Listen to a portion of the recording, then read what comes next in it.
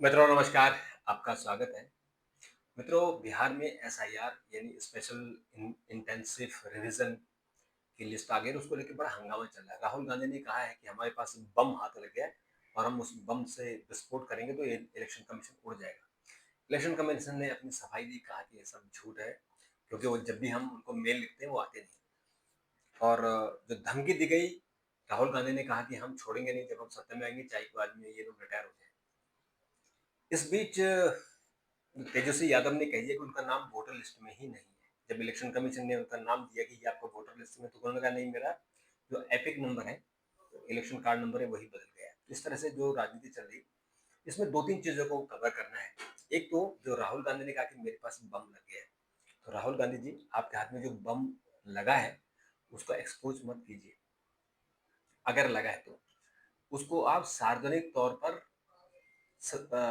Public domain में मत लाइए, क्योंकि आप कानूनी फंस जाएंगे। आप दो तीन कानून हैं, वो कैसे फंसेंगे, तो राहुल गांधी का पॉलिटिकल कैरियर खत्म हो सकता है। इसलिए ये इंपॉर्टेंट खबर है, इसलिए मैं बता रहा हूँ। दूसरा, जो बिहार को लेकर जो राजनीति हो रही है उसको लेकर भी थोड़ा चर्चा करते हैं, क्योंकि जो एपिक लिस्ट आई है, जो ड्राफ्ट लिस्ट आई है, उस पर आज आपके 2 अगस्त हो गए और पहली और 2 अगस्त, 2 दिनों में अभी तक किसी ने भी इस पर आपत्ति नहीं की है, किसी भी पॉलिटिकल पार्टी ने। लोगों ने कुछ नहीं किए, 3,000 लोगों ने एप्लीकेशन डाली है उन्होंने रिवीजन के लिए। तो शुरुआत करते हैं राहुल गांधी से। राहुल गांधी ने कल संसद भवन में पत्रकारों से कहा कि इलेक्शन कमीशन वोटरों की चोरी कर रहा है, बीजेपी के कहने से कर रहा है और प्रधानमंत्री नरेंद्र मोदी के कहने से चोरी कर रहा है। और उन्होंने कहा कि उनके पास अब ऐसा बम लग गया है, ऐसा प्रूफ उनके हाथ में आ गया है कि जब वो एक्सपोज कर देंगे, और महाराष्ट्र में जो हुआ और कर्नाटक में जो हुआ, उनके प्रूफ उनके हाथ में लग गए कि कैसे वोटर कम किए गए, कैसे वोटर वोट नहीं डाल पाए, या जो भी कुछ है। अब उसमें ये बात भी उन्होंने धमकी भी दी कि हम जो लोग इस वक्त इलेक्शन कमीशन में बैठे हैं हम छोड़ेंगे नहीं, ये उन्होंने साफ कहा। इलेक्शन कमीशन की तरफ से बयान आया कि हम धमकी से नहीं डरते, हम संविधान के हिसाब से काम करें जो हमें संविधान ने मैंडेट दिया है। अब जो जो उन्होंने कहा कि उनके हाथ में जो बम लगा है, बम क्या लगा है, मतलब बम क्या होता है, मैं आपको बता देता हूँ इलेक्शन कमीशन का। कि इलेक्शन की किन लोगों ने वोट डाला, किसको वोट डाला सिर्फ इलेक्शन कमीशन बता सकता है। और इलेक्शन कमीशन भी किसको बताता है, जो पॉलिटिकल पार्टियों के वहां प्रतिनिधि होते हैं। जब आप वोट डालते हैं तो आप देखते हैं वहां पॉलिटिकल पार्टियों के प्रतिनिधि होते हैं, उनके जो बूथ लेवल उनके प्रतिनिधि होते हैं, जिनको इलेक्शन एजेंट बोलते हैं। तो उनको दिखाता है कि ये वोट पड़ गया है, और अब टिक करते हैं और देखते हैं किसको वोट पड़ा, ये नहीं देखते हैं, वोट डाल दिया ये देखते हैं, और वोट कंफर्म हो गया ये देखते हैं। और वो जो जो व्यक्ति वोट डालता है, वो जब दिखाता है कि हाँ मैंने वोट डाल दिया, टी से बेल बजती है ईवीएम में, तो आपका वोट पड़ गया, यहाँ तक तो गया। दूसरी बात, जब काउंटिंग होती है, क्योंकि काउंटिंग में आदमी के नाम से काउंटिंग नहीं होती, काउंटिंग है कि इस डब्बे में कितने वोट है, और उसके शॉर्ट लिस्टिंग होती है। अब जो इंडिविजुअल है, मान लिया जाए कि आपके पास सीसीटीवी दे दिया जाए, जैसे राहुल गांधी ने कहा कि हमको सीसीटीवी चाहिए। अगर सीसीटीवी आपको मिल गया, तो सीसीटीवी तो, अब सोचे कि एक हमारे देश में 543 कंस्टिट्यूंसी, 543 कंस्टिट्यूंसी में, हर कंस्टिट्यूंसी में जो पोलिंग बूथ है उन सब की संख्या करीबन करीबन लगाए तो 3 लाख के आसपास, बल्कि उससे भी ज्यादा पोलिंग बूथ है हमारे देश में।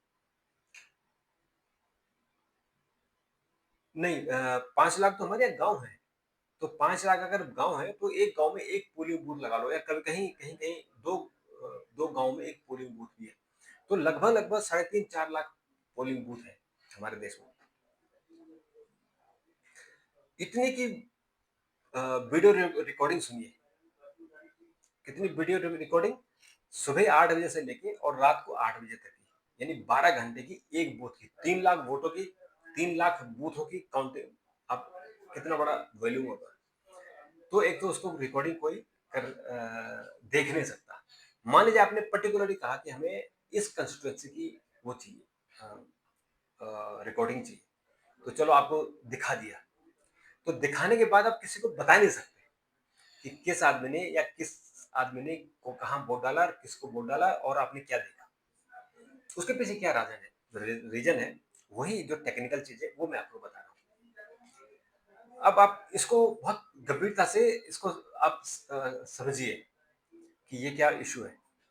जो हमारा इलेक्शन कमीशन है, इलेक्शन कमीशन की दो चीजें, एक तो हमारा संविधान है और हमारे संविधान की आर्टिकल 21 यानी हमारी जो संविधान की अनुच्छेद 21 है, उसमें लिखा गया है कि प्राइवेसी का मेरा अधिकार है, यानी राइट टू प्राइवेसी, गोपनीयता का अधिकार। यानी मैंने किसको वोट डाला, मैंने वोट डाला, मैंने वोट नहीं डाला, मैंने किसको डाला, मेरी कौन सी पसंदीदा पार्टी, ये मेरा व्यक्तिगत मामला है। भारतीय नागरिक और भारतीय वोटर होने के कारण मेरा ये व्यक्तिगत मामला है। मेरे वोटर को दूसरा नहीं देख सकता है, सिर्फ इलेक्शन कमीशन देख सकता है। तो अगर मेरा वोट बगल में राहुल गांधी भी देखते हैं तो ये अपराध है। नंबर एक बात, तो ये तो हो गया संवैधानिक व्यवस्था, संविधान में क्या व्यवस्था है। दूसरा, दूसरा जो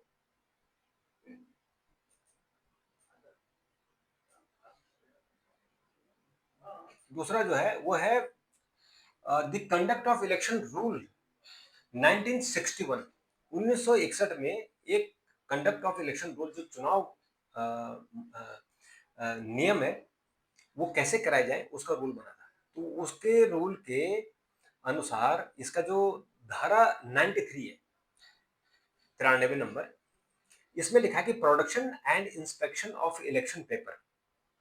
क्लियर, दोबारा पढ़ता हूँ।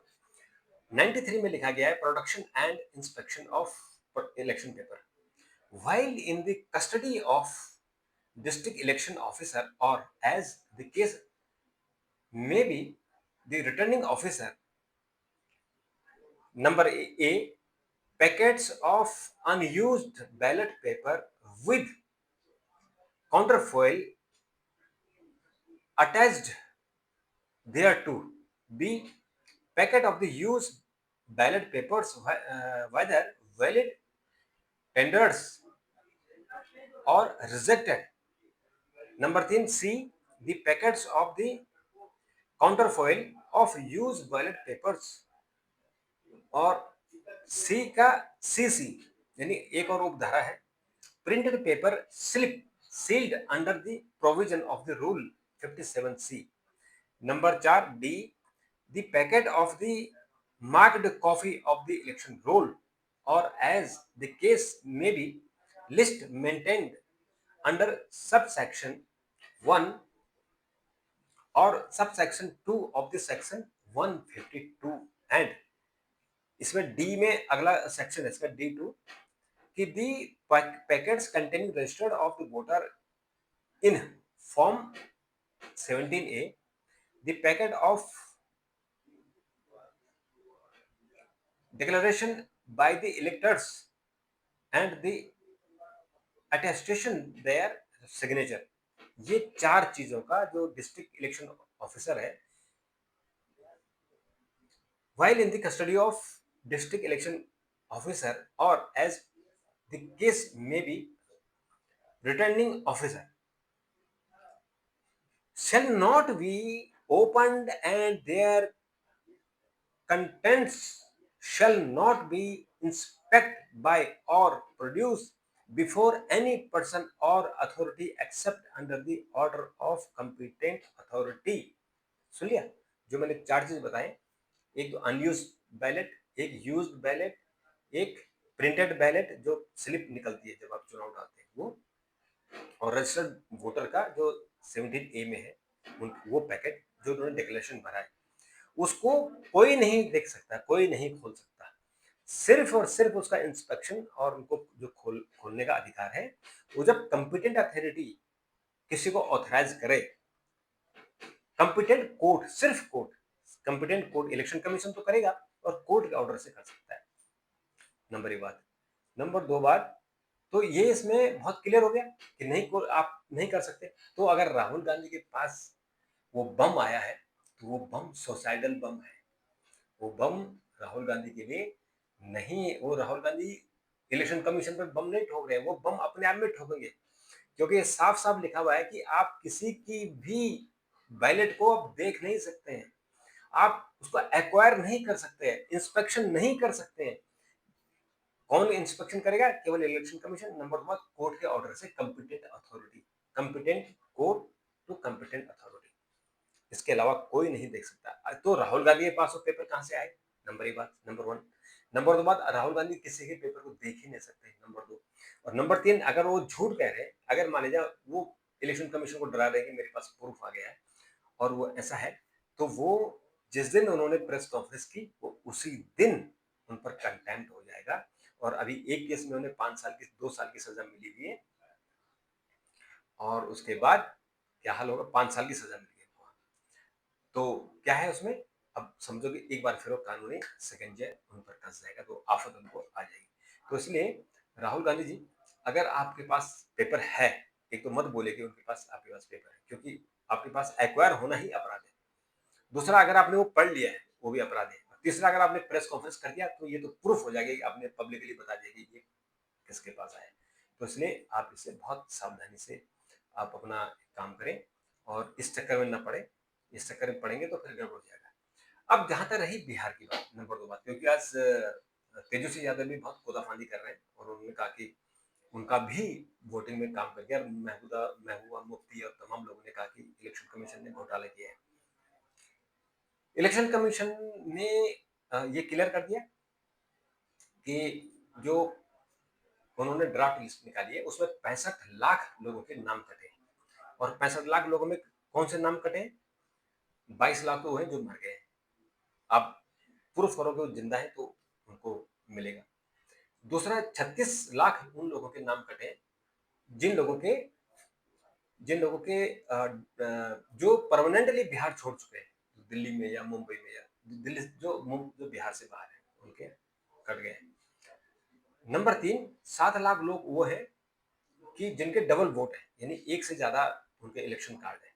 और 1 लाख 2,000 ऐसे लोग थे जिन्होंने क्लेम ही नहीं किया, आए ही नहीं। तो कुल 65 लाख लोगों के नाम कटे। जब वो लिस्ट आई तो उसमें पता लगा कि जो सबसे ज्यादा वोट कटे हैं, सबसे ज्यादा वो कटे हैं आपके 3 जिलों में। 3 जिलों में सबसे सबसे ज्यादा कटे हैं, जिसमें पटना है, जिसमें मधुबनी है, पूर्वी चंपारण है और एक गोपालगंज है। इन 4 जिलों में ज्यादा कटे हैं और इनमें सब में 3 लाख से ज्यादा कटे हैं। किसी में 3,42,000 है, किसी में 3 लाख कुछ है। तो इस तरह से इनमें ये कटे हैं। अब उसमें जो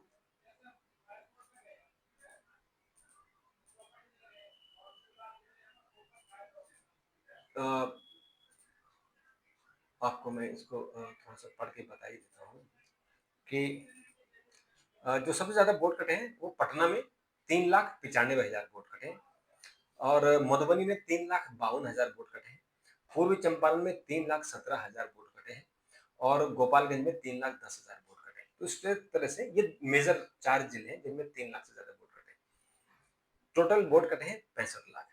अब उसमें जो सवाल आ रहा है कि ये जो तेजस्वी यादव है, उन्होंने कहा कि मेरा जो वोटर नाम कट गया, तो उनका जो उन्होंने जो दावा किया है कि उनका जो एपिक नंबर है वो RAB 2916 120 है, ये उन्होंने कहा।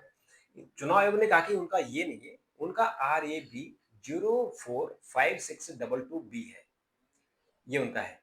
और मौजूदा वोटर लिस्ट में उनका नाम है। उन्होंने कहा अगर मैं मेरा नाम वोट में, तो मैं चुनाव कैसे लड़ूंगा? तो अगर तेजस्वी यादव सच कह रहे हैं तो उसमें एक सवाल उठता है कि तेजस्वी यादव जी, अगर आपका RAB 2916 210 है, यही आपका है, तो इलेक्शन कमीशन आपका नंबर नहीं बदल सकता है। अगर इलेक्शन कमीशन ये बदला तो गलत है। क्यों? क्योंकि ये आधार नंबर की तरह है। जैसा आपका आधार नंबर बदल नहीं सकता है, ऐसे ही एपिक नंबर भी नहीं बदल सकता है। वो आपका परमानेंट नंबर है। और आपका जो जैसे आपका ड्राइविंग लाइसेंस नंबर है, ये भी बदलता नहीं है। आपकी कार का नंबर है, ये भी नहीं बदलता। एक बार आपने ले लिया तो आगे पीछे जो भी नंबर होगा, कोई भी गाड़ी टूट जाए, फूट जाए, इससे आपको कोई फर्क नहीं पड़ता। आपका नंबर गाड़ी का वही रहेगा, आपका ड्राइविंग लाइसेंस का नंबर वही रहेगा, आपका आधार नंबर वही रहेगा और आपका एपिक नंबर भी वही रहेगा।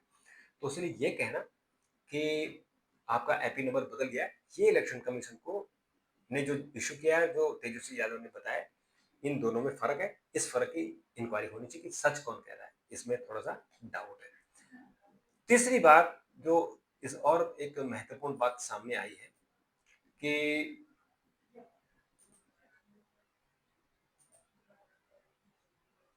जो आज तक यानी 2 अगस्त तक जो आज लोगों को उन लोगों को अपनी आपत्ति देनी थी जिनका नाम कटा है या जो जिंदा है और उनको मृत घोषित किया गया है, उन लोगों को अ, अपनी आपत्तियां दर्ज करनी है और फिर अपने लिस्ट में नाम जुड़ाना है। तो इसके लिए सभी राजनीतिक दलों के 12 राजनीतिक दलों के अध्यक्षों द्वारा नामित 1.6 लाख बूथ लेवल एजेंट्स हैं, वो गहन चिंतन वो इस पर लगे हुए हैं। उनके पास वो नाम आ सकते हैं। और ये कहना कि 1 अगस्त की प्रारूप सूची में नहीं, जो नाम नहीं है, उनके लिए अब आप जो है या तो ऑनलाइन भी आप अप्लाई कर सकते हैं या फिर आप जो टोटल